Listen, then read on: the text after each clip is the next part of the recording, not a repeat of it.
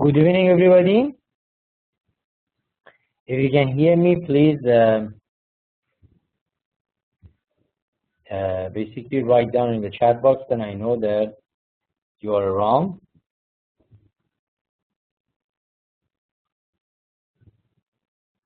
Good evening, Mr. Arif. We do have just two students in the class, Mr. Arif and Mr. Samir.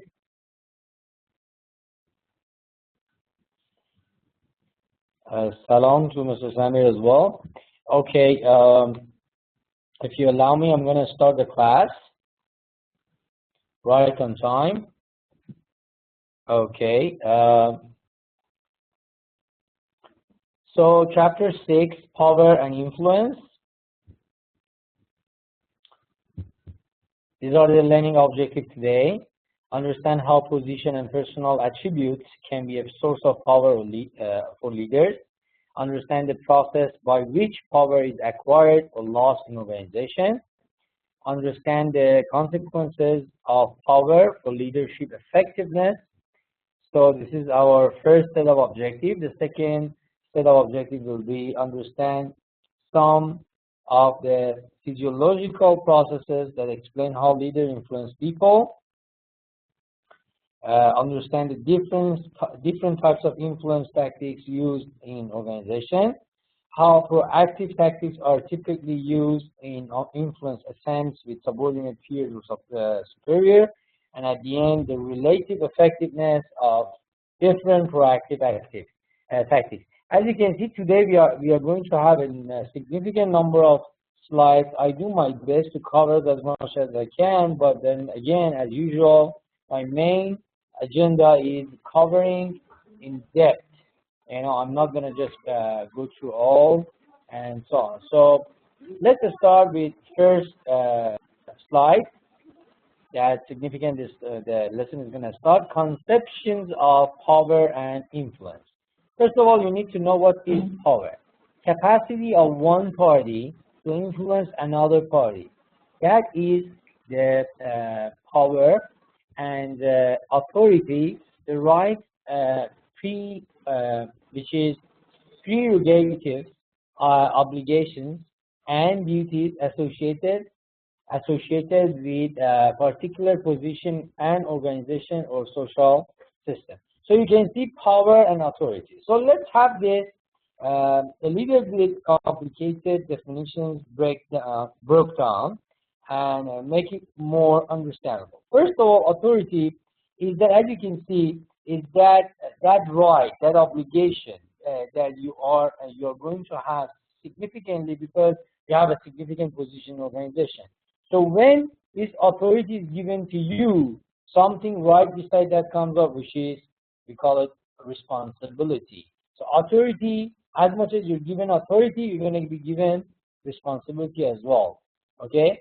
So prerogatives and obligations and rights are all going to be your equivalents to your responsibility as well. So the more authority you have, the more power you can develop. Capacity of one party to influence another party. Simply just because you are in a position that can make some differences and influence other people, and so that is the reason why basically the whole authority is going to come up. Let's go further. Outcomes of influence attempts. Commitment. What is commitment? Now we are going to more or less cover the majority of keywords in this area. Commitment is the target person internally agreed with a decision or request and makes a great effort to carry out the request. So target person internally agrees with a decision or request and makes a great effort to carry out the request. As you can see, commitment is all about that obligation that you will have to certain decision which is made and your contribution to that. Compliance, the target person is willing to do what the agent asks, but is apathetic rather than enthusiastic. Yes, understand. It says that how much you put in. How much you put in, you're referring to commitment or compliance? About in and will make only a minimal effort. So compliance, as you can see, it's showing the willingness as well as basically enthusiasm to do the job, but with a minimal effort. So you see, so it's a floor lower than commitment. How about resistance? Yes, Mr. Nurstein said commitment, yes. And resistant, the target person is opposed to the proposal, request, and activity, tries to avoid carrying it out. So as you can see, resistance is exactly something vice versa. Not only is not compliance, not only it's not commitment, it's not even compliance. Simply means that you are not going or you are not willing to do some collaboration or act in a way that shows that you are okay with decision making. So when we come to resistance by itself has different types. Okay, the first one, refuse to carry out the request. That is the first step of basically resistance you may have. So as I said, if you have much power, you develop authority, or vice versa. Yes, you see, authority is going to be given. You see, your authority gives you power, and vice versa. Exactly. There is a significant relationship, but you usually start from your position. What you have as a position gives you the authority, and that authority gives you the chance of influencing others. So that will be power. So definitely these two are directly influencing each other and having significant relationship. The second type of resistance makes excuses about why the request cannot be carried out. Okay, and so this is the second type. Why simply some certain things cannot be done. If you don't refuse to carry out the request, you can make excuses. This is another way of resistance. Resistance is not all the time directly and say by saying not, or we cannot do it, or I don't want to do it, or you are not into doing it. Okay, so it can be by creating some excuses. The third one will be try to persuade the agent to withdraw or change the request. It can be possible as well. Sometimes we try to even convince the agent that, okay, the request is not, for any reason, is not valid, or we don't think that it's going to work, and so on. The fourth type of resistance will be ask higher authorities to overrule the agent's request.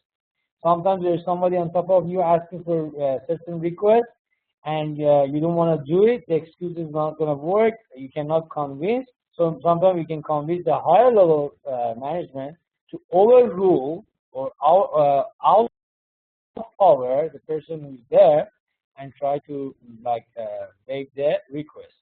Another type of resistance will be delay acting in the hope that the agent will forget about the request. So that is another type of basically the request. And the last one will be make a pretense of complying but try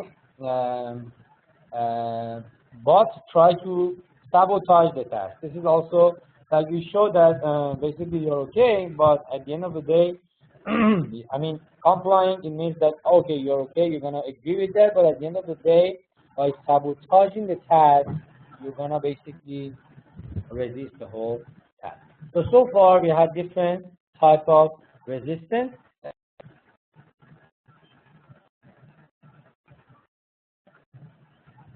To the next slide, you see that authority and power are same. Authority and powers are not the same, but they have significant direct relationship. They have the same nature. Let's put it that way. They are not the same, okay? But they have the significant direct nature. Influence processes. Let's talk about influence process. The process which is going to happen because you have certain level of power. So instrumental compliance is the first process in influence process. The target person carries out the requested actions for the purpose of obtaining a reward or avoiding punishment. So you do it because you want to not being punished or getting any reward. So you see, it's the basic way of getting influence. The reason why you're doing it is not because you are highly persuaded or highly convinced, or you're influenced by the charismatic approach of the leader or anything like that. It's just because you're worried about the power that leader has, and you know If you do the job very well, you may get the reward, or if you don't do it, you're going to be punished. That's it. That is why you're doing it. Internalization is the next type of process, influence process.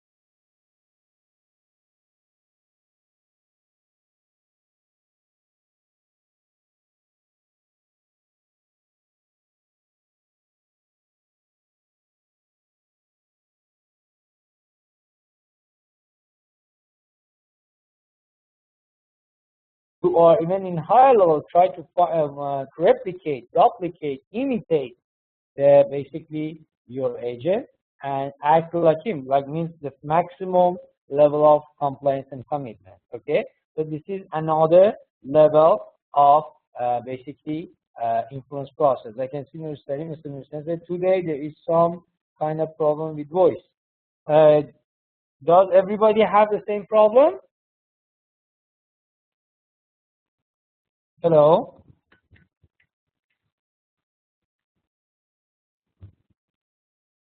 Guys, can you hear me now? Oh, it's solved? Okay. Here it's solved? Okay, very good, very good. Power types and sources. So if it's still going on and off, please let me know, and then I try to do some amendment on the system. But it seems now it's okay. Okay, power types and sources. And we have different type of power and different sources for that power. The first maybe power type that we can discuss is reward power. Reward power. The target person complies in order to obtain rewards controlled by the agent. In this specific type of power, as you can see, the target person or the subordinate or the person who is going to be under that power compliance in order to obtain reward. It's all because you're going to get reward, or you're going to avoid, you're going to get reward. And so the reward, the incentive makes you to basically go and do what the power holder is asking you to do. Coercive power, on the other side, is different. It's exactly vice versa. The target person complies in order to avoid punishment here. You can see there is a significant difference between here and power. Both of them is about getting reward or not being punished, but reward power is taking care of reward, coercive is taking care of punishment. Legitimate power, the target person complies because he or she believes the agent has the right to make the request, and the target person has the obligation to comply. You see, legitimate power of the president of a country gives that president the power of asking anybody to do different things, and people believe they have to follow because that president was elected by people, so he is the legitimate power holder, so he can do it. What happened in Egypt recently, the reaction of people to President Mohamed Morsi was showing this. Some people believe that he is the legitimate power in the country, but some people believe that around 1 year ago, when there was a revolution happening in Egypt, these Muslim Brotherhood actually stole the whole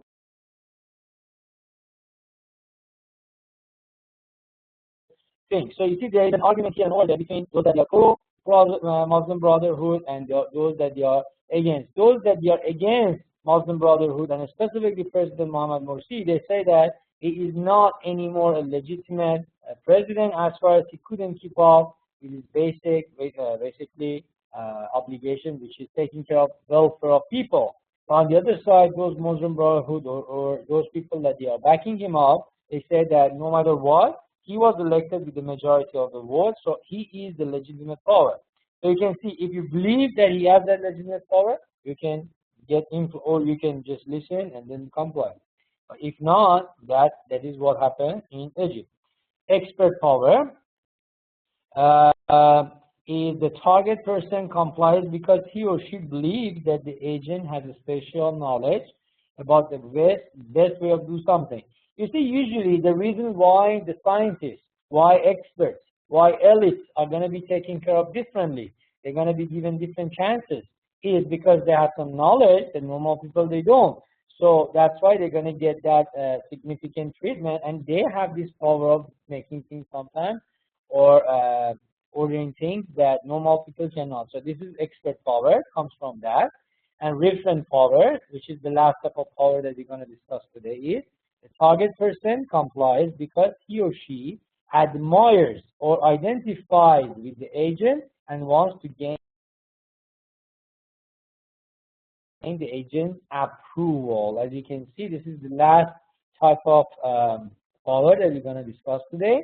Referent power, the target person complies because he or she admires or identifies with the agent and wants to gain the agent's approval. Because I believe that the agent basically can be complied, and I can have this compliance, okay? This is all about, I'm going to get the approval of the agent, so that's why I'm listening to the agent, okay? This is another typical power that you have. Let me look at the chat box, see what students are writing down. Mr. Nurstein said there was use of wrong authority. This is maybe related to Egypt example that we were talking about. And military used their authority in wrong way. Again, as I can see, Mr. Nurstein is kind of against what happened in Egypt. Like military shouldn't intervene, but then the majority in Egypt, they don't think that way. And then that's why Mohammed Morsi was overthrown. And Mohammed Harun Sahab also says, which one is more sustainable in the organization? Okay, you cannot really say which one is the most sustainable one, but usually in different organizations and different type of enterprise or community or group that you have, different type is going to work. You see, for example, when you have type X, subordinates or followers, means people that they don't have that intellectuality to do things by themselves. Okay, maybe reward or coercive powers are going to be the most significant one. When you are in an R&D department that everybody is working on research, and there is for example, the most professional or the most experienced researcher is going to have that expert power. On the other, some organizations, just the place and position of the leader or manager is going to give them that power, that basically power that comes from legitimate power. Or referent power, when you are, for example, in religious communities or anything that is beyond that normal thing, getting approval of the agent by itself is really important. That's why people are going to be referred to the power source just simply because they believe that is something positive. Okay, so you can see in different location, different occasions, we're going to have different, basically most probably different applications. So agent here, you see, is basically attributed to the leader or manager or the team, basically leader or something like that. Okay. And also, which one of most effective one? I just said that again. It depends on the occasion. It depends on the situation. Exactly as I said. Sorry, no voice. Again, Vida Sami saying no voice. Everybody has the same problem, guys.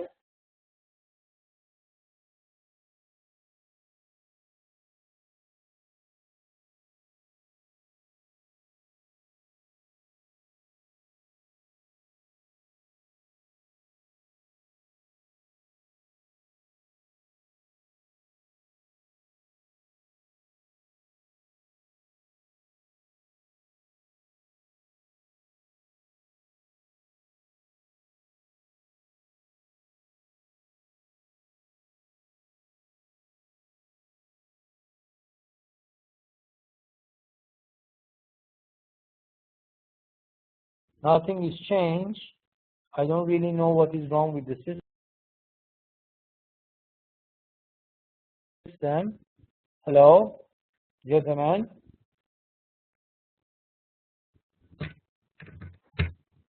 Can you hear me now?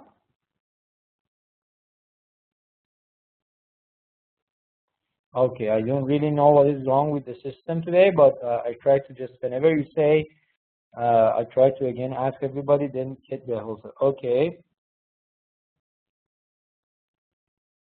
I think now the problem is solved, Mr. Saha.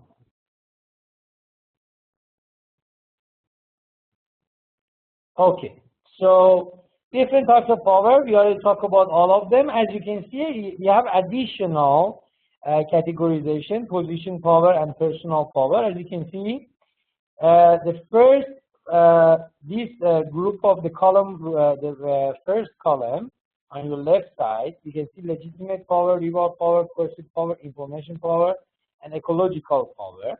They're all basically in the position power, means because of the position that you have, you're going to have them. Personal power, like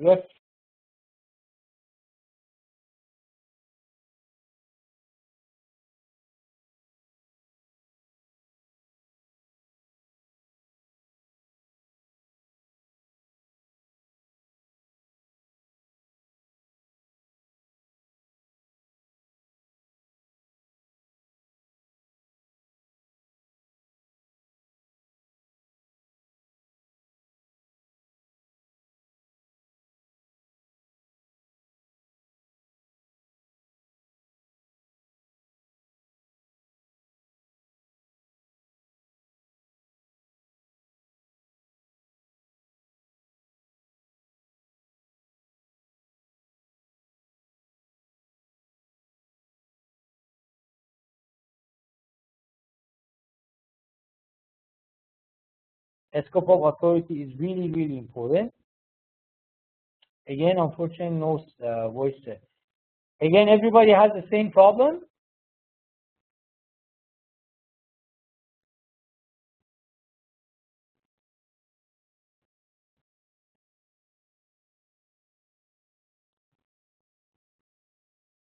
Some say yes, some say no. It's all right. So please, be just yes and no. Let me know whether you can hear me or not. Okay.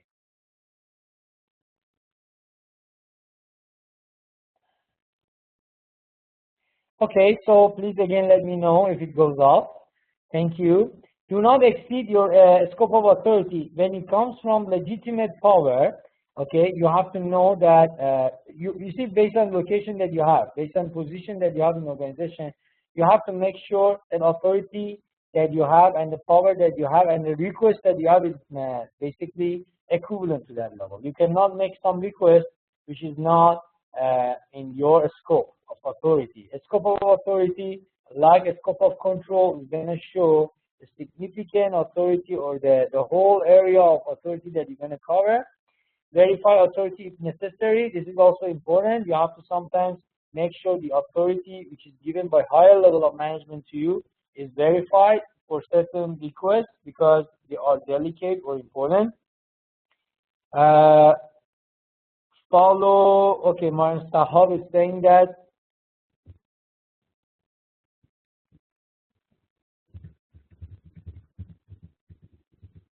Mr. Sahab, you're asking about previous slide. So if you want me, I can go look at the previous one. Okay, you're asking for the previous. Okay, here, yes. What is that, Mr. Sahab? Okay, we were talking about different position powers and personal power. We said some of the powers, they are originated in the position, some of them are originated in the person by itself. Okay, so in the category that we have, which was 5 different powers that we discussed, here we have 2 more extra power: information power and ecological power. First of all, ecological power is all about the relationship. You know that basically there are there is a science of relationship between organization and the environment. If you have that information, or that information basically the knowledge that it's about organization and the environment and all of those things.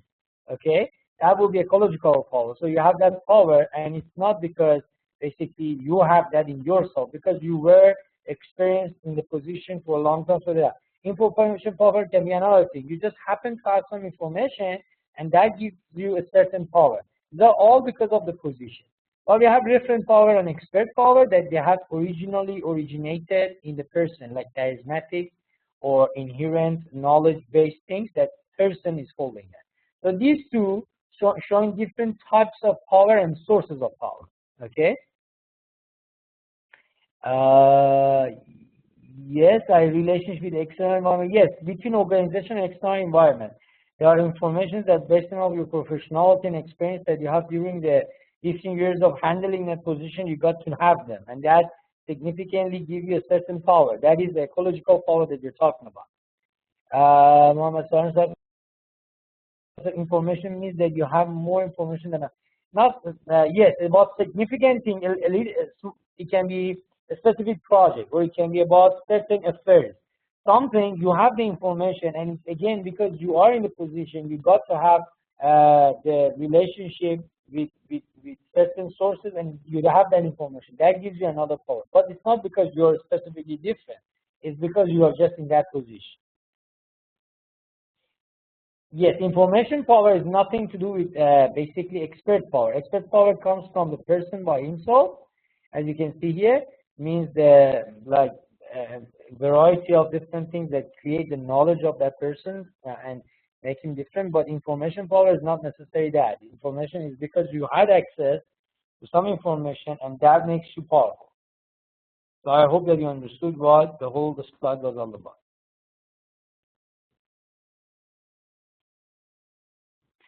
Okay, in continue with legitimate power guidelines, we talk about the verifications of authority if it's necessary, if it's the task or request is delicate or important. Then follow proper channels. It's really important how you send your message to your subordinates. This is really important to use the proper channels. If something is official, you have to use official channels. If it's not official, you have to use unofficial channels like face-to-face or any type. Follow up to verify compliance after making the order, after making the request, after using your legitimate power. You have to make sure the compliance is there. How you can get that verifying? How you can do it? By verifying compliance, by asking the feedback, by making sure that people are in the same boat with you. They think the same way. Do they agree or not? This is important. So you have to verify your compliance, after all, by following up it. And insist on compliance if appropriate. Sometimes you may not easily get the compliance that you're looking for, so you may insist on it, because that is the only way that you can get the appropriate amount of compliance that you need to make the work done. So far we already talked about different guidelines for using legitimate authority. Let's go and talk about what are the guidelines that you can use for reward power.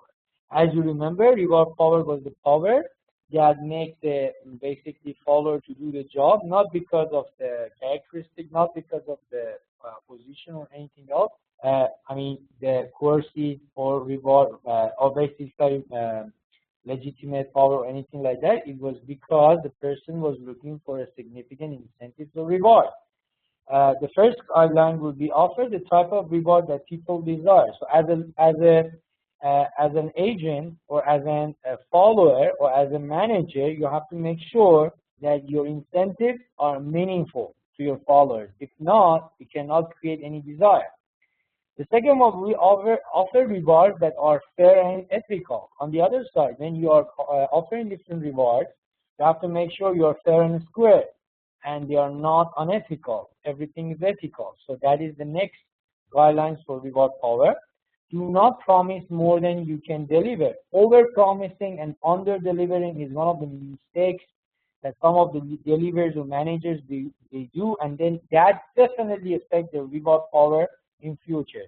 Simply because their employees or the followers, they cannot trust anymore. If they do believe this, for example, power holder has come up with some certain promises that he cannot deliver. So that is another problem. You have to make sure that this problem is not going to happen.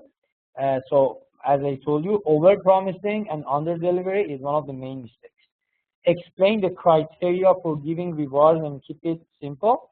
Just come up with the basic instructions and guidelines and directions how people are going.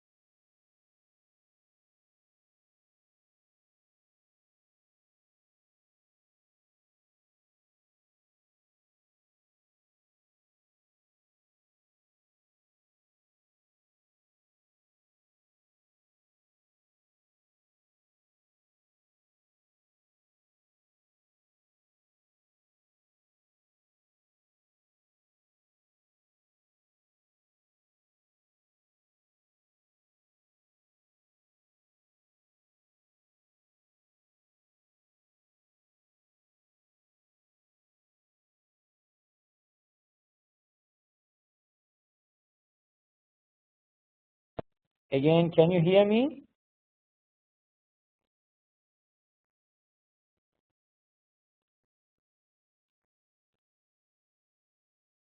I really don't know what is wrong tonight that we go yes, no, yes, no, yes, no. We never had it so far. Okay, Mr. Nuristan, we were almost done in this page.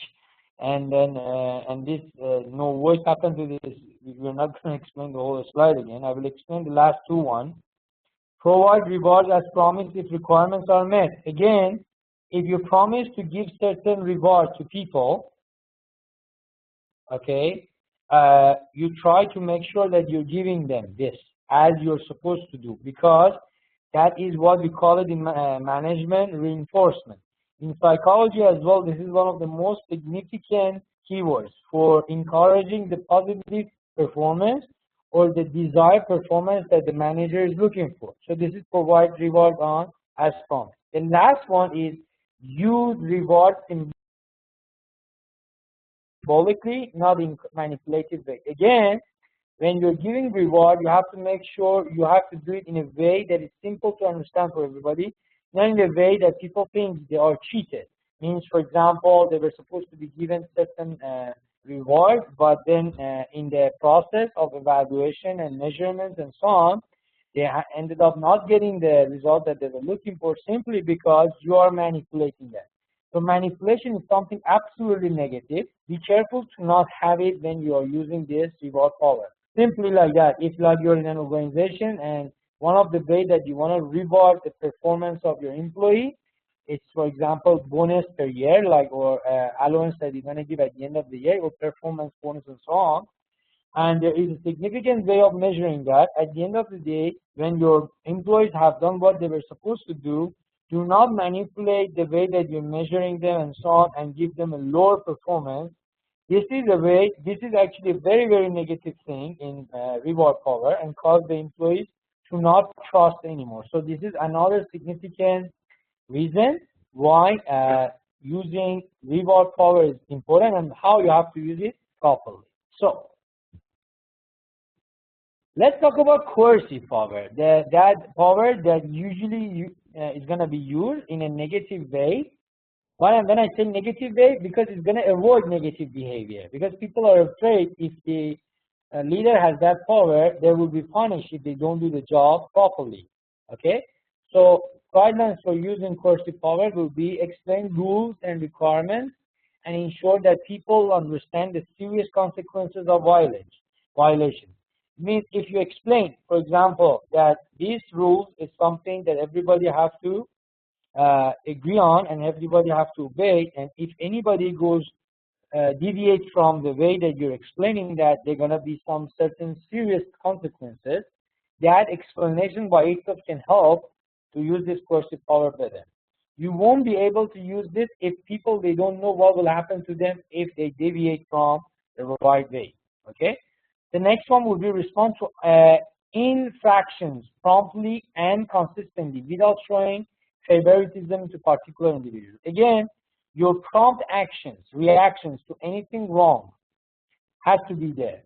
And then on the other side, you should not have favoritism, like in favor of some people being idle, in favor of some being absolutely ignorant and not doing anything, and then about some other people being very harsh. Whatever your approach is, has to be for everybody the same way. That is another way, another point that can make your coercive power works better and much more effective. Investigate to get the facts before using reprimand or punishment, and avoid jumping to conclusions or making hasty accusations. Accusations are really, you see, whenever you want to make the accusations, you have to make sure you are 100% clear about what happened. If you make your decision making very hasty, it's right that you have to be very prompt and fast in responding to any deviation, but it doesn't mean you have to be hasty, because hasty is the negative side of being fast. So not only you're not going to be effective in being prompt, you're going to be hasty. It means your decision making most probably is going to go wrong. So be careful about that. Take care of the whole process. Do all of this, draw the conclusion if you're sure the whole thing was right, your assessment is right, your evaluation is right. That is another important guideline that you have to use for coercive power.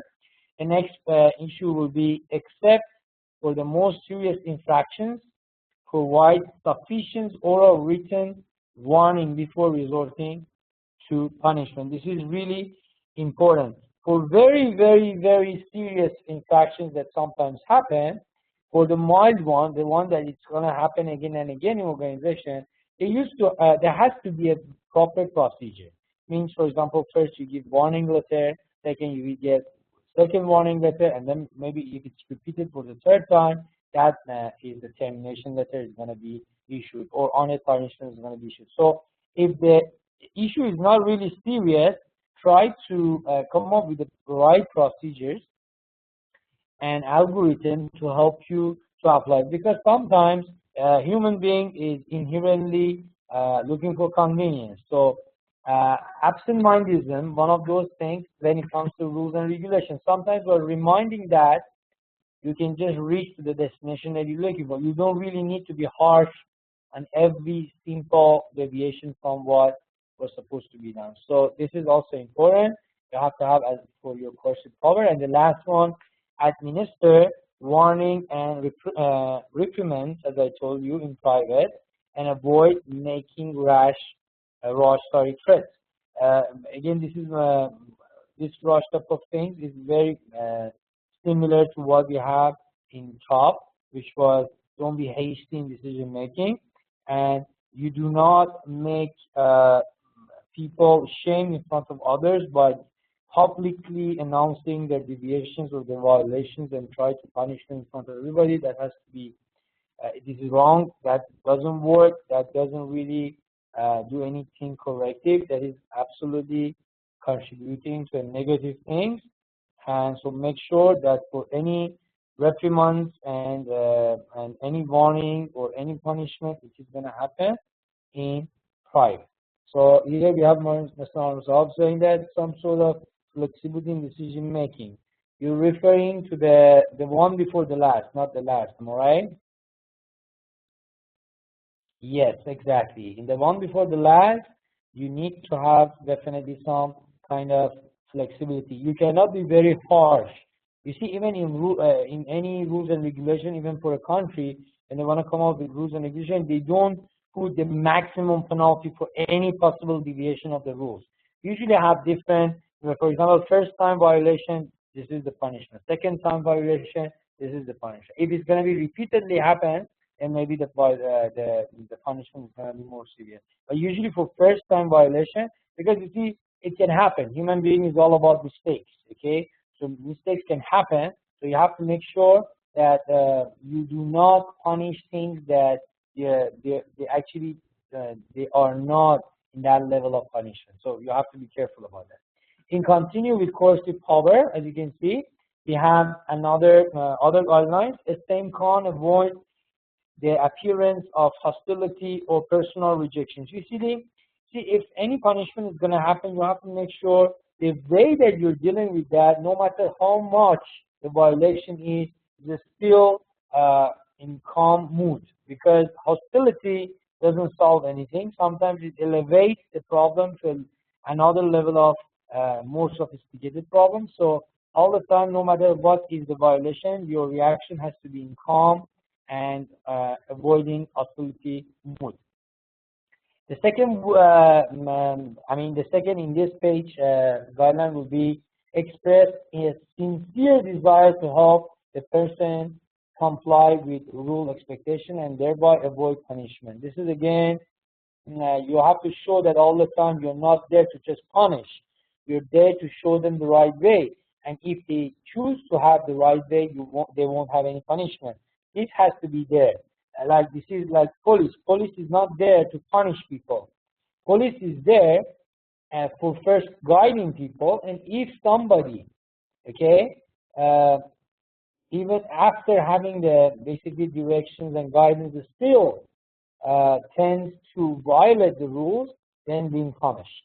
So you see, usually the base in any, for example, police is that everybody is innocent except you can prove it wrong. But so that has to be your main basically platform. You should not just show your punishing side of yours. You have to say that you're there and to guide. And if somebody choose to comply, definitely they won't have any punishment, and they will avoid punishment. Invite the person to suggest ways to correct the problem and seek agreement on a concrete plan. This is again more or less again like the one before this. Try to show the right way of doing things, and everything has to be in solid platform, concrete plan to be permanent and sustainable. Maintain credibility by administering punishment if non-compliance continues after threats and warnings have been made. This is really, really important. After you had all of these warnings and explanations and so on, if still somebody chose to not comply, then you definitely have to show your punishment, and you have to administer punishment. Punishment is not all about just talking about that. You have to really act it, and that will be the way that people are going to really rely on. No matter how many times you say, I will punish you if you do this and that, still if you don't do it, nobody will see it, okay? So actually administering the punishment, if it's necessary, is highly important. Use punishment that are legitimate, fair, and commensurate and with the seriousness of infractions. This is again important. You see, you cannot use, like, just imagine, very simple. Somebody deviated from some basic rules and regulations that you have in your organization, and you want to punish that certain person. Do not use any illegitimate or something which is not fair, or maybe it's not basically in the level that you are. So something that the level is much more severe or the level is lower. For example, if you're in an organization and you wanted your employees to be on time all the time in the work and do not be late simply for any manipulative or routine excuses, the punishment that if anybody is going to have by still violating this rule won't be, for example, termination for 1 month or something, because that type of punishment doesn't really suit that type of violation. Violation like that can be punished by maybe one day or 2 day unpaid work, or maybe some other warning letters and so on that can influence the performance bonus and all of those things. Okay, nothing more than that. But you may see there is an employee who has received bribes in different occasions by the way that you give him warning letter, and it happens again and again and again.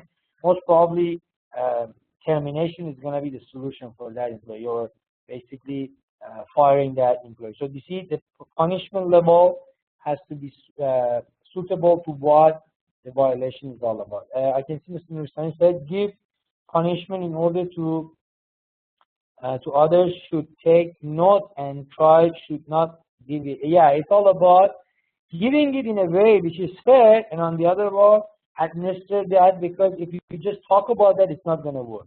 It has to be suitable to the acts that they've done. Okay, do not go more, do not go less. If you go less, the coercive power is going to be questioned, so it means that it's not really powerful. If you go more, it's not going to be fair as well. Okay, so let's talk about ways to acquire and maintain reference power. Reference power, if you remember, it was all about receiving the reference and acknowledgement of the leader or the agent. Show acceptance and positive regard if you're looking for this maintaining reference power. If you want to have this by your subordinates and followers. Act supportive and helpful. This is another way of keeping that reference power. Use sincere forms of ingratiations. You know, ingratiations is really, really important. Do you remember that? The way that you want to show yourself that you're happy, you seem happy, you are pleased with what they've done. You have to show it in sincere way. If people think that you're basically pretending so, they may not feel it, and that not feeling that, it definitely influences your reference power. Do unsolicited favors. This is really important. Whatever your favors are, they have to be not solicited, because that definitely affects the whole this relationship between leader and followers, and decrease their reference power. Make self-sacrifices to show concern. Sometimes you really need to show your employees that you are different from normal type of leaders, because you are doing something that they really feel that it's basically respectable, desirable, and something beyond that, a normal thing. That gives you that reference power. So you have to do that sometimes, self-sacrifices, to show them that you are about that power. And keep promises. It's really important to, as you remember, I just explained delivery and promises. When you are promising, you have to deliver. If you promise and you don't deliver, this is the first step to tarnishing your image, or for tarnishing your image as a leader. So these are all different ways for a leader to acquire and maintain reference power. Mr. Samir John says sometimes punishment is good for avoiding misuse of authority. Definitely punishment is one of those significant tools and leverages that people are using, or leaders are using, to avoid having any misuse of authority. But when you're giving, for example, authority to a minister, okay, so definitely this punishment has to be done by a higher level, because minister by himself is already in high level. So in the highest level, president, or in some other countries even we have other levels of authority, can look at that minister, for example, deviation from what was supposed to be done, and that can be treated. Thank you, Mr. Samir, for raising that up. And Mr. Nurstein said, first we have to give notice before punishment. Yes, this is again related to what we were talking about. And let me see, give punishment in order to, that is the same thing that I read it before. Ways to use expert power. Let's talk about that. This is another personal-based or person-based, individual-based power. That, like reference power, individuals are going to be the source of that. The person by himself is going to be the source of that, not the position. For maintaining this type of power, explain the reasons for a request or proposal and why it's important. As you can see, no matter what type of power you have, the justification and explanation that you're going to have for your subordinates and followers at the beginning is really important. So no matter the source of power is what, you have to be able to justify why you want to do different things and request or proposal. So you see, this one is almost in common in all of different powers that we had so far. Provide evidence that a proposal will be successful. You have to give the proper reasoning and justification how your proposal is going to work. This is another basically way that you can justify and maintain your expert power. Do not make rush, careless, and inconsistent statements. This is really important. A person who's expert is believed to be careful, is believed to be persistent, is believed to be consistent, and also meticulous. So do not, this person doesn't do any rush thing, anything in hurry, anything in unmeticulousness in a way that is going to hurt the whole decision making or statement or proposal. So this is also important. Do not lie, exaggerate, or misrepresent the facts, because people are going to rely on what you're saying.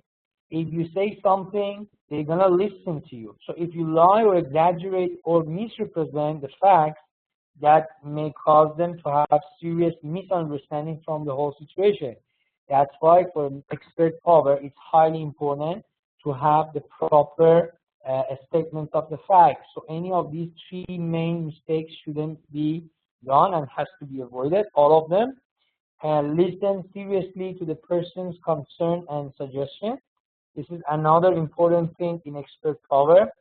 You have to have a very good ear. You should not talk all the time. You should, as you're given one mouth and two ears, and this is one of the slogans, they said, please try to basically listen more rather than just solely talk and make people. So seriously, you have to listen to people to know how you can solve their problems, okay?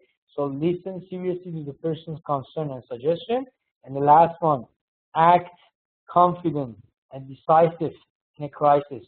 Sometimes your subordinates are going to judge you based on how confident you are, how decisive you are in your decision making.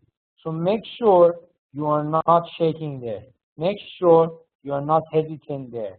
If any hesitance happen during decision making or any problem in terms of confidence level, that definitely will shake your expert power. So your subordinate won't be actually basically 100% listening to you in a way that you were supposed to get response. I can see Mr. Saab is referring to engaging, listening, framing, envisioning, and committing.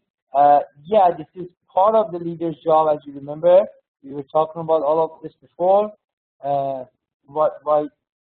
By doing so, you're basically giving this certain level of confidence to your employee that you are somebody reliable. Because here you see the power is not coming from position, it comes from you as a person. So this is really important how you act as a person. So decisiveness and confidence level has to be there. So how power is acquired or lost? This is again important. Let's talk about how a power can be acquired or lost. This is has to be discussed. We have some social exchange theory, power based on exchange of benefit or favors. The first component of acquired way of power is control over scarce resources. You are in a country that has the maximum resources in the world, so you are basically automatically powerful in terms of having access to some resources. This is how a country can be powerful. Look at a leader, how that leader can be powerful. Simply because there's some information. You remember information power, or do you remember legitimate power, all of those things? Because you have access to resources while the rest, they don't have it. So this is the first way why the power can be acquired. The second one is access to vital information. It is exactly the information power that I was talking about. Simply because you were in that position, you were in that location, you were in that situation that you had the access before. So that is another reason that you can be powerful. Okay? A skill in dealing with critical problems.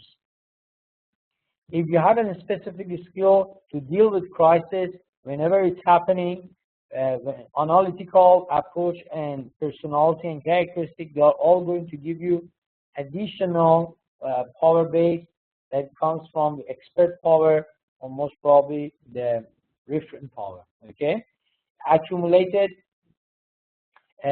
idiosyncratic credits, which is also related to the how you can create all of those basically credits by the way that you're dealing with employees in right way, by the way that you're guiding them in different situations that that can show your not only expert power, it can show your experience as well as your proficiency.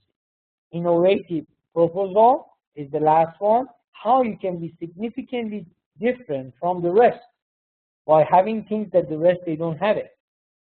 Okay.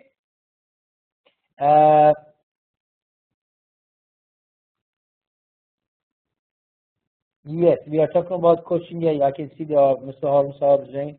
Let's also show the coaching process. Yes, exactly. Leading by example. Exactly. Mr. Saab is good. We are talking about innovative proposal, things that you can do and nobody has done. So that innovative or creative approach definitely can be another reason why you reach. Okay, Mr. Saab. Thank you. Yeah, you're referring to the previous slide. Okay. Innovative proposal also is the last one. So let's talk about how that power that you have for any reason, for any basic source can be lost. The first one will be pursuing selfish motives.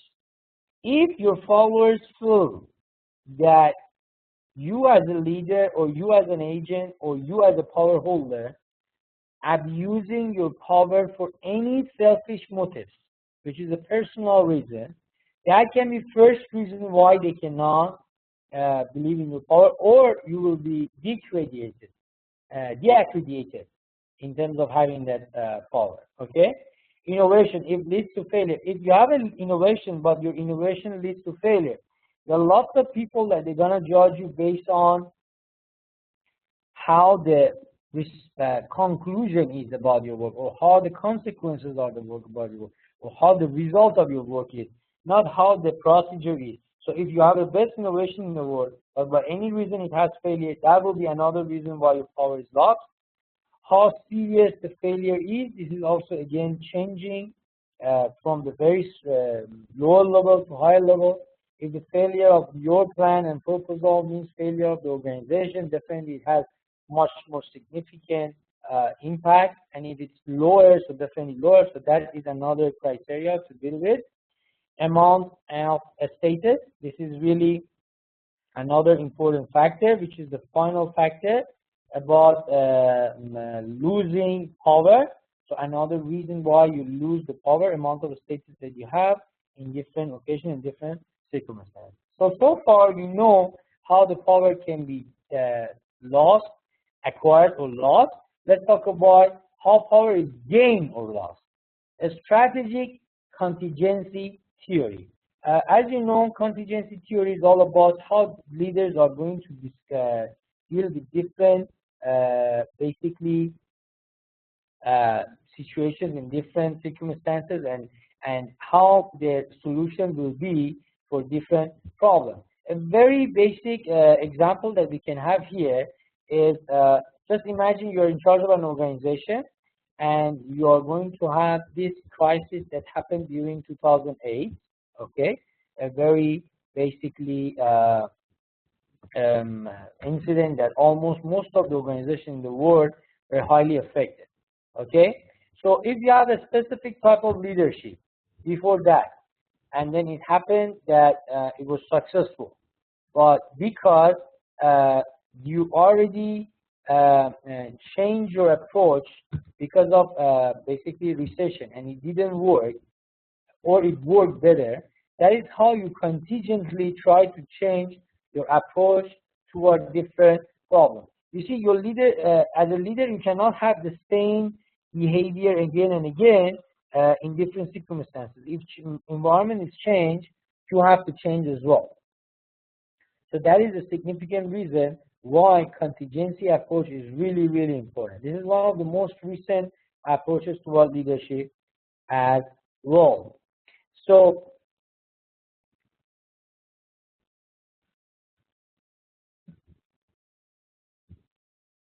I can see here there are some questions and concerns here as well. Mrs. Muhammad Sahab is saying that everyone can lead to, by example, some samples of accumulated. Okay. You see, there's certain behavior that you have as a leader that is just related to you, and that style of you is there. That can be the source of power. For example, you are very, very determined to reach certain level of productivity, and you keep this, basically approach all the way up to in even, for example, affairs that the organization is involved. So that can give you a certain power because people can see it, can sense it, and definitely believe in you. So that can create some power for you. Okay, Mr. Sahab? You understand that? Okay, thank you. And Mr. Nustani is saying if a leader is egocentric, he or she will lose power very fast. Yeah, if you mean by this, you mean is looking to seek basically his own interest in anything that he's doing, definitely people are going to lose, yes. Definitely people are going to lose the confidence, definitely people are going to lose the faith, and they will end up not having that basically trust that they have originally or initially in that leader. Thank you, Mr. Nuristani, as well. Let's talk about the contingency theory more. Expertise in coping with important problems. You know, sometimes problems happen, as I told you, because you are in an open system, environmental factors, any problem inside or outside of the organization, you have to be able to cope with that problem by finding a solution for that crisis. That is part of the contingency theory. The second one is centrality of the subunit within the workforce. How centralized the subunit is. Sometimes you give these chances for units to act individually and by basically by themselves in autonomous way, in a way that they can handle their own affairs. That is another part of the contingency theory. An extent to which the subunit's expertise is unique rather than substitutable. Means if it's the units that you have or subunits that you have a special expertise that is not easily replicable or duplicable or imitable. That is the time that we can say that this basically strategic contingency theory is going to work in significant way.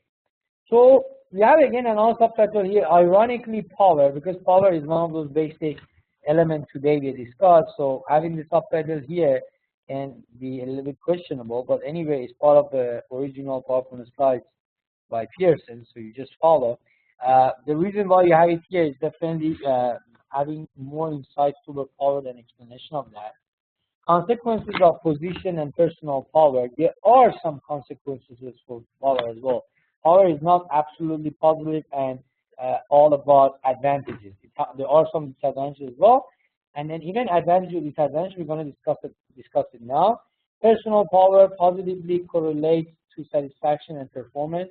If you have very good personal power, that definitely correlates and have a significant association with satisfaction and performance of not only yourself, employees, and followers. Position power, non-significant or negative relationship with satisfaction and performance. If the position power is not significant, it definitely have exactly vice versa relationship, which we just mentioned in the first one, which is negative relationship with the satisfaction and performance. and all types of power can be effective in gaining limitation of power study as well.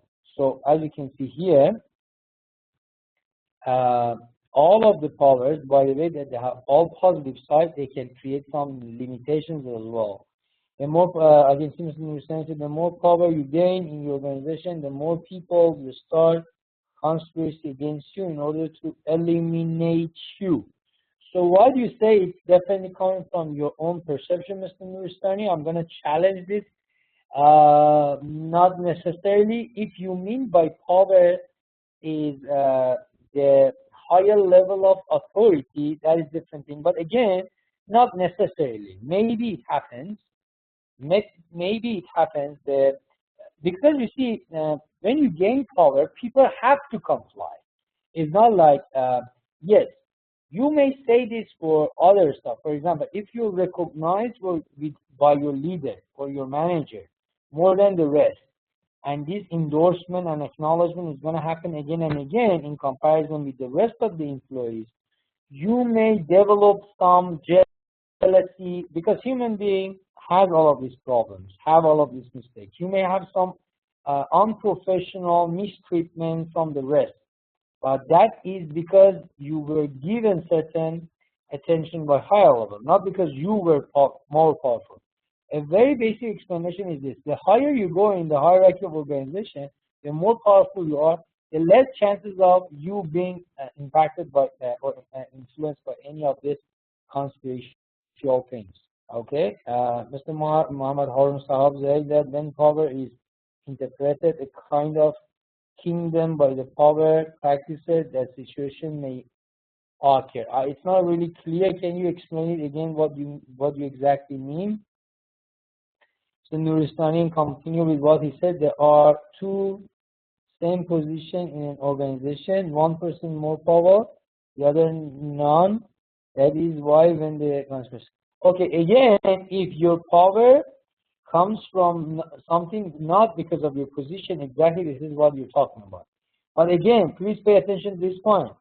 If you have any reference power or any expert power, and by any reason in the same position you are more powerful than your colleague, it may develop some problems with your colleagues, but not necessarily. The way that you put it, which is theorizing that, it's a little bit wrong. You see, first of all, nothing about human is 100%. You see, in mathematics, 2 plus 2 definitely equals to 4. But when it comes to human being, as I told you before, anything can go wrong. And 2 plus 2 can be even more than 4, can be less than 4. Simply why? Because we have the synergy power there. We have sabotage power there. Okay? So we cannot seriously talk about any rules and regulations. Even the most affirmative rules and psychological patterns about human beings is not 100%.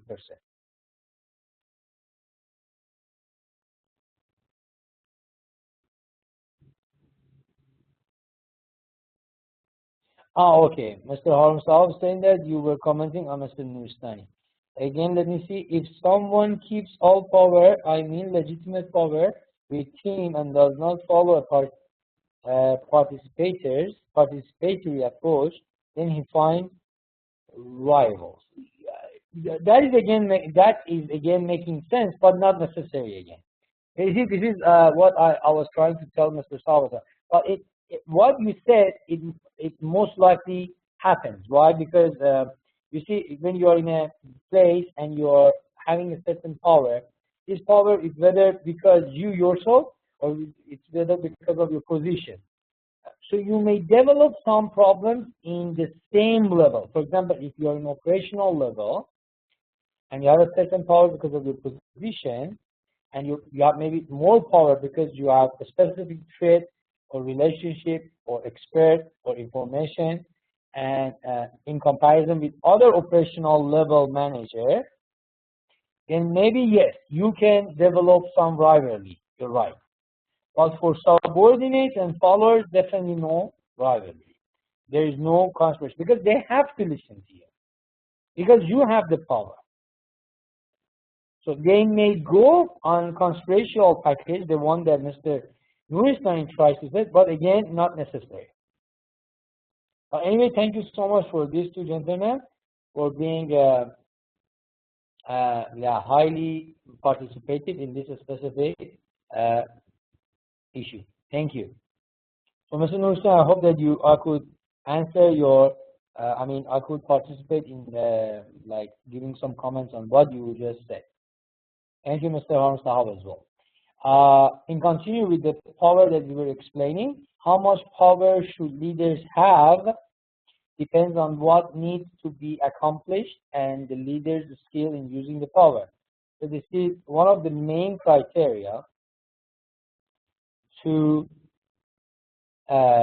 basically give a certain power to the leaders. Depends on what you need to accomplish. For example, if you're talking about the region, you're talking about the nation, you're talking about one enterprise, talking about an organization, you're talking about a smaller unit, a group of people. So you see different goals and different needs, definitely different level of power. And also the skills of leader in using power is significantly important. So how much power should leaders have is definitely depending on this first. Depends on the situation as well. Different occasion, different circumstances need different power level. And the last one, too much power may be dangerous as not enough power. There is a theory actually in human relations and organizational behavior that says this way, that absolute power leads to corruption. So a very, very nice explanation of that is this. You see, if there is a power that there is nobody else who can outpower or overpower that person, and that person still, no matter what, he is the last person who can judge, that definitely creates an autocratic and dictatorship. So if we want to rephrase what Mr. Nuristani said, absolute power creates autocratic approach. Not autocratic decision can lead to power. Okay, this is exactly vice versa. If you have an absolute power, look at Saddam Hussein, look at Muhammad Gaddafi, look at other dictators in the world. Pol Pot, for example, in Myanmar or Burma. This guy was another dictator. Look at, for example, Fidel Castro. Okay, some people, they don't call him dictator, some people call him dictator. Anyway, what is really happening in Cuba is not something usual that you see all around the world. You see, Cubans, they have difficulty definitely having a normal relationship with the rest of the world because one person over there is determining what others have to do. That definitely doesn't do anything with the democracy, okay? So we can say that person feels absolutely powerful. That caused that person to make decisions that is more autocratic and dictator-based.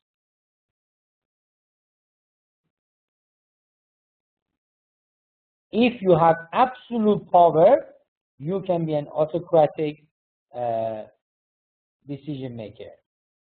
Because autocratic decision making is one of the styles that you have. Autocratic all the time doesn't mean negative. Some organizations, you have to be autocratic. I've told you, if you have X type of followers, have X followers, you have to be autocratic. You cannot give them freedom. If you give them freedom, they will abuse that. So you have to be. But autocratic doesn't necessarily mean negative. But when I say autocratic, specifically on top, I was talking about those fanatic or absolute high autocratic decisions that cannot be transformed to dictatorship. So, Mr. Holmes also said, so by keeping the power on the areas discussed so far on the sub or subordinate, we're achieving the organizational goals or leaders, development and capacity development, sir. Let me read it again. It wasn't really clear. You're saying that by keeping the power on the areas discussed so far on the subordinate for achieving the organizational goals or leaders development or proposal, how can we keep balance in between staff career development and capacity development? How you want to connect these two statements with what we were discussing now? You're talking about career development and capacity development. You're on the other side talking about how power is going to be.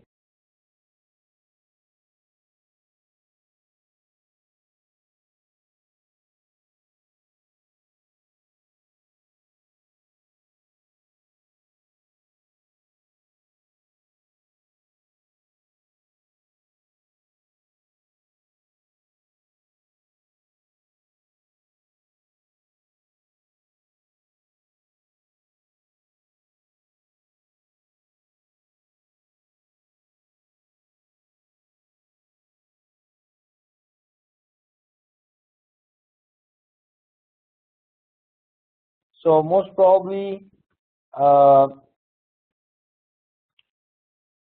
we can be more successful, I think, if I don't make mistakes. When I say this is something positive, yes, this is what you can do when you have power.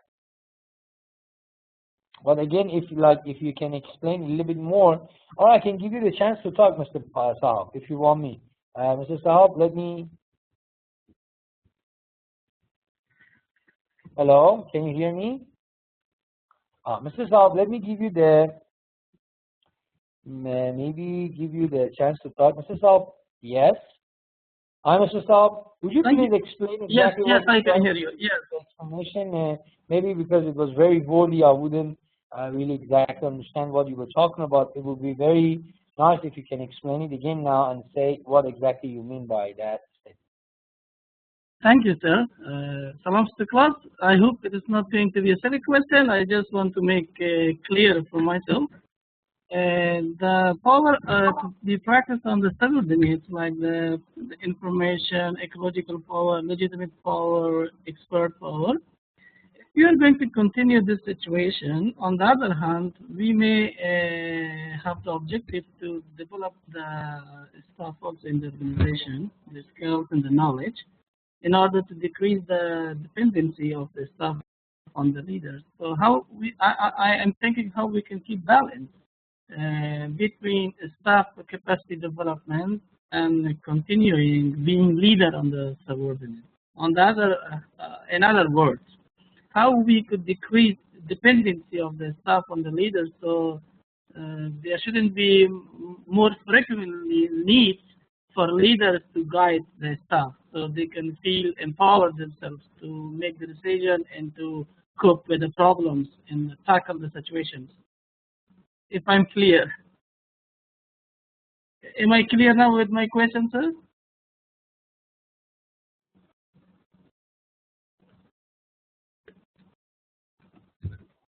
Yeah, Mr. Saab, unfortunately, for a while I lost your voice. Can you explain the last part of your statement? The conclusion is that how we could keep balance, from one side keep on mentoring, coaching as a leader, on the other side build up the capacity of the staff so they themselves should not feel frequently dependent on leaders to come for every single issue to seek the advice and support of the leaders. So some point end of the day they should be empowered and they should have the capacity to tackle the situation independently. Exactly. A very good. Yes, exactly. So you see, you have to keep the balance, as you said.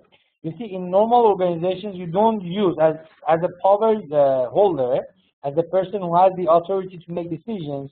You don't tend to make everything by yourself simply because you want to make everybody involved. That's why delegation of authority has a meaning.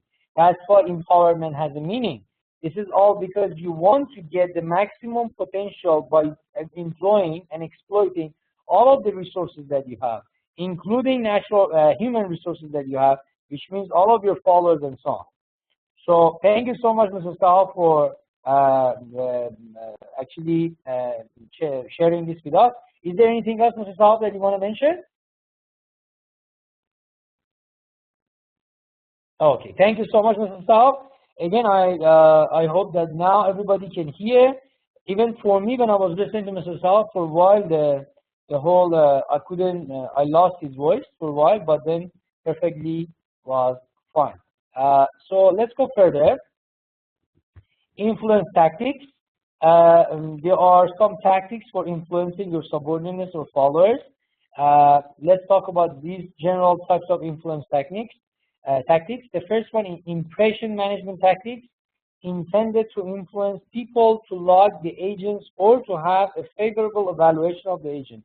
This is how you want to influence the people, by creating a proper impression in your basically followers.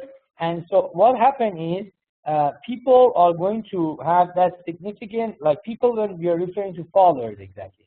Followers, they're going to have that, they like the agents and the leader, or they try to have proper, like they want to make sure that the leader or agent is going to be happy about them, so is positive about them. So that we call it impression management technique.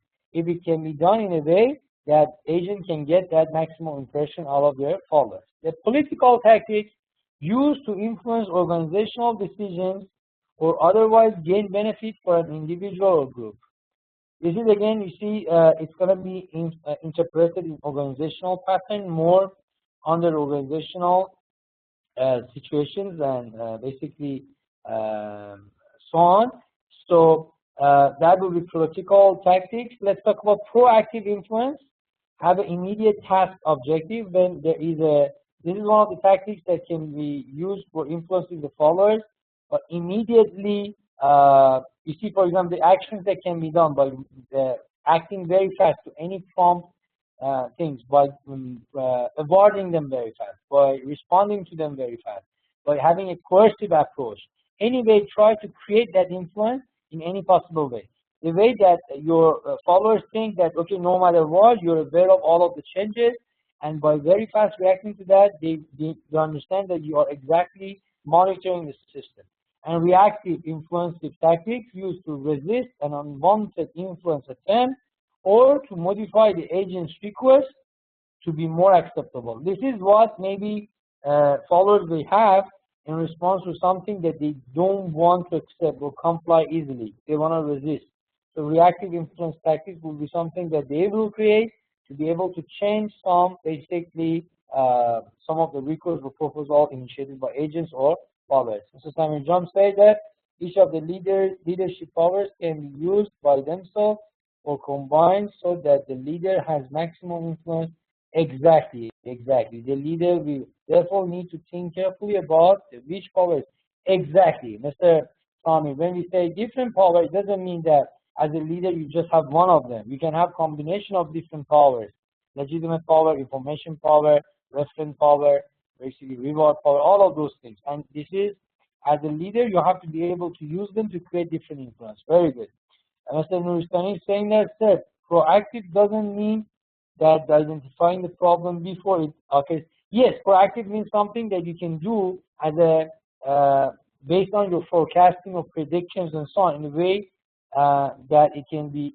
So that's why it can be much faster, can be much more agile, can be much more prompt. Yes, Mr. Nuristani. And then again, Mr. Muhammad also said, is pressure a tactic too? What do you mean by pressure? Pressure means forcing power, or coming from coercive power. When you are, as you can see here, when you are acting very fast in a proactive influence tactic, immediate task objective, you're basically showing some kind of pressure. So this pressure can be because of your coercive power, it can be because of your basic legitimate power, any reason. Anyway, if the followers feel that they have to comply no matter what, that is how they're going to be influenced proactively by you. So proactive tactics should define like that. Okay, we may have different definitions from the same words, not necessarily. But what you said, Mr. Nuristani, is also right. Proactive usually means something that you do in advance to be able to forecast or predict what may happen in future.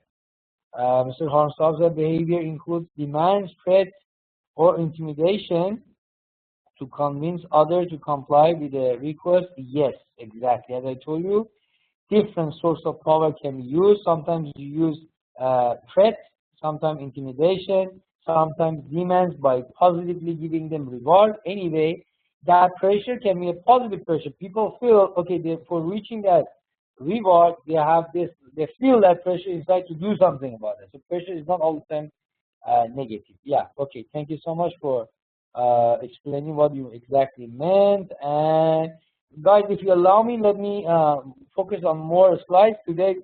I really appreciate your participation, but let's go further because we already covered almost 21. As I told you, I'm not here to exactly cover all, but I want to maybe cover more. So it's already 1.5 hours almost that you started the class. But it's still, if there is any significant things that you want us to ask, I will be happy to answer. Mr. Nursen said, and reactive is acting on the spot. Reacting means on the spot. Yes, when something happens in response to what happened, you want to do, not necessarily on the spot. It can be after that, immediately, or after that. Yeah.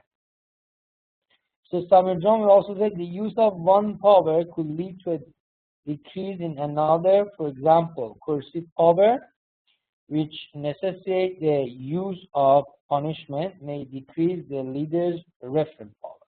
Yes, that is true. That is true because you see, you can use the combination of all, and the more focus you have on one, then not necessarily means the less power or less chance you have to focus on the rest, but automatically it happens as far as time and energy is. And also, you see, we are under these constraints of time and so on. So you don't have the whole time to decide and whole power to use. So when you are compromising on one, you may get the other one higher or vice versa. Mr. Nuristani said, iftar time is near, as you have only 5 minutes for iftar. So let's wrap it up then in that case. Mr. Nuristani, as far as you already have 1.5 hours almost the class, which is I think longest one so far. As you can see, just the last part that we will discuss is research to identify proactive tactics. There are different researches that they were done. We have preliminary taxonomy. We are just going to name them now. Definitely, we cannot explain them in advance. But we have these 3 main theory: preliminary taxonomy, as well as profiles of organization influence strategy. We call it POIS. And the last one, influence behavior questionnaire. From now on, we will have explanation on these 2 different theories and comparison between them and how different factors are going to be influenced, basically determined in different theories. I think we can now finalize the class as far as the extra time is also there. If you have any question, ladies and gentlemen, please ask me now. Mr. Harun Sahab, I don't mind explaining this again for next session, but when we explain this, means we cannot cover, because you see, we're going to cover this, the rest of this one more session, means we have less chapter to cover, because at the end of the day, we have 10 sessions together. Okay, so I encourage you to read it by yourself. If you have any questions, I will be happy to answer.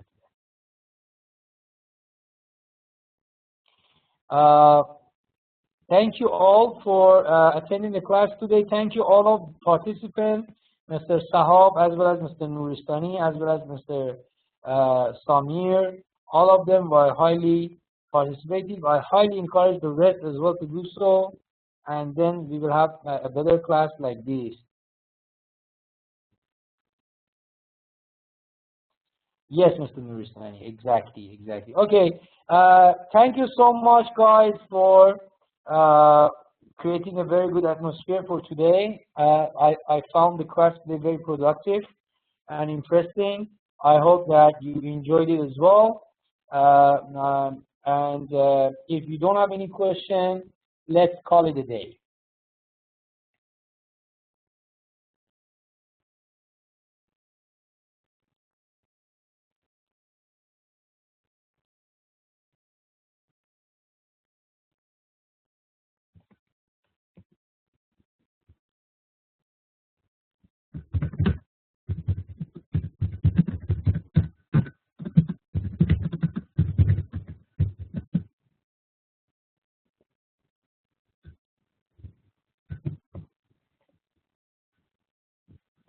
Thank you and bye.